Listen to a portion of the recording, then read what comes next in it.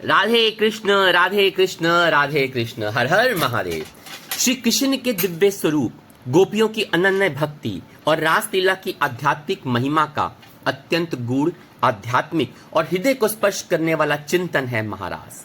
महारास जो कि शरद पूर्णिमा की रात हमारे प्रभु श्री कृष्ण ने वृंदावन में रचाया था। महारास ब्रह्म रस में आत्मा का विलय है। महारास जब शरद पूर्णिमा की चंद्र प्रभा धरती पर अमृत बरसाती है, तब ब्रज भूमि में गूंजता है यह दिव्य अनाहत नाद। महारास यह कोई साधारण नृत्य नहीं, यह जीव और ब्रह्म के मिलन का महत्वपूर्ण समय है, क्षण है, जहां आत्मा अपने परम स्रोत श्री कृष्ण में पूर्णतः लीन हो जाती है।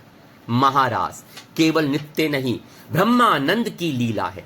रसो वह सहा, उपनिषदों का यह वाक्य स्पष्ट करता है कि परमात्मा स्वयं रस स्वरूप हैं। वे केवल ज्ञेय नहीं, अनुभव गम्य भी है। और यही अनुभव तब होता है जब आत्मा अपने समस्त सांसारिक बंधनों से मुक्त होकर उस पर ब्रह्म रस में डूब जाती है। महारास वही क्षण है जब गोपियां, वे आत्माएं जिन्होंने अपना सर्वस्व त्याग कर केवल श्री कृष्ण को अपनाया, पूर्ण ब्रह्म के साथ रस में लीन होती हैं। वह अनिर्वचनीय प्रेम, अद्वितीय समर्पण, अलौकिक आनंद, निस्वार्थ भाव की चरम अवस्था है, चरम अलौकिक आनंद की अवस्था है। गोपियां साधना की पराकाष्ठा हैं। गोपियां कोई साधारण स्त्रियां नहीं थीं, वे उन साधकों का प्रतीक हैं जिन्होंने कामना का परित्याग किया, आत्मा को शुद्ध किया और स्वयं को पूर्णता ब्रह्म में समर्पित कर दिया, लीन कर दिया। श्री कृष्ण ने उन्हें अपने साथ रास में सम्मिलित किया। इसका तात्पर्य यह नहीं कि वे शरीर से आकर्षित थीं, वरन वे उस ब्रह्मानंद की प्यासी थी जिसे केवल श्री कृष्ण ही दे सकते थे, वो पर ब्रह्म ही दे सकते थे।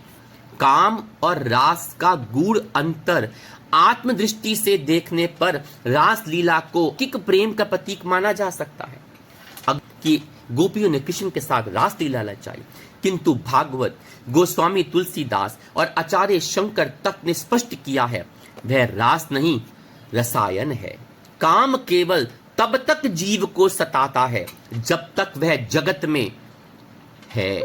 जब जीव जगदीश की शरण लेता है, तब वह काम भाव तिरोहित हो जाता है। रासलीला इसी का जीवित प्रमाण है, जहां भौतिक प्रेम विलीन हो जाता है और आत्मा परमात्मा के से लीन हो जाती है। शरद पूर्णिमा की रात ब्रह्म रस की पूर्ण रात्रि होती है। शरद पूर्णिमा की वह रात्रि है जब प्रकृति, चंद्रमा और चेतना, फिर से बोलते हैं, प्रकृति, चंद्रमा और चेतना, यह तीनों पूर्ण अवस्था में होती हैं।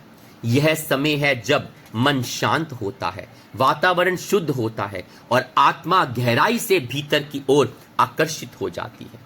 आत्मा का स्वयं से स्वयं का मिलन हो जाता है। यह कहिए अब हमारी आत्मा को परमात्मा से मिलन की घड़ी होती है।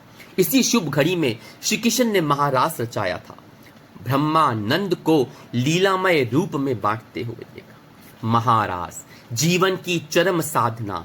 महारास हमें सिखाता है कि संसार के क्षणिक रसों का त्याग कर ब्रह्म रस का अनुभव ही जीवन की परम सार्थकता है। यह केवल कोई पौराणिक प्रसंग नहीं, अपितु प्रत्येक साधक के अंतर्मन की यात्रा है, जहां वह काम से प्रेम को, ब्रह्म से सत्य को और स्व से ब्रह्म की ओर अग्रसर होता है। आप सभी को शरद पूर्णिमा के दिव्य अवसर पर महारास महोत्सव की मंगलमय शुभकामनाओं के साथ एक बार फिर से यह दिव्य क्षण, जहां साधक रूपी गोपियां अपने संसारिक बंधनों से पूर्ण होकर पूर्ण ब्रह्म श्री कृष्ण में लीन हो जाते हैं। महारास केवल नृत्य नहीं, आत्मा से परमात्मा का मिलन का प्रतीक है। आइए आज शरद पूर्णिमा के शुभ अवसर पर इस महारास में हम भी अपनी आत्मा को परमात्मा में विलीन कर दें, उसके नाम में खो जाएं, स्वयं से स्वयं की, अपने आप से ब्रह्म की, आत्मा से परमात्मा के मिलन की इस घड़ी को उत्सव के तौर पे मनाया जाए और उस प्रभु के श्री चरणों में पूर्ण रूप से समर्पित होके आज की इस रात्रि को ब्रह्म में लीन हो आनंद पूर्वक इसका अनुभव किया जाए। राधे कृष्ण राधे कृष्ण राधे कृष्ण।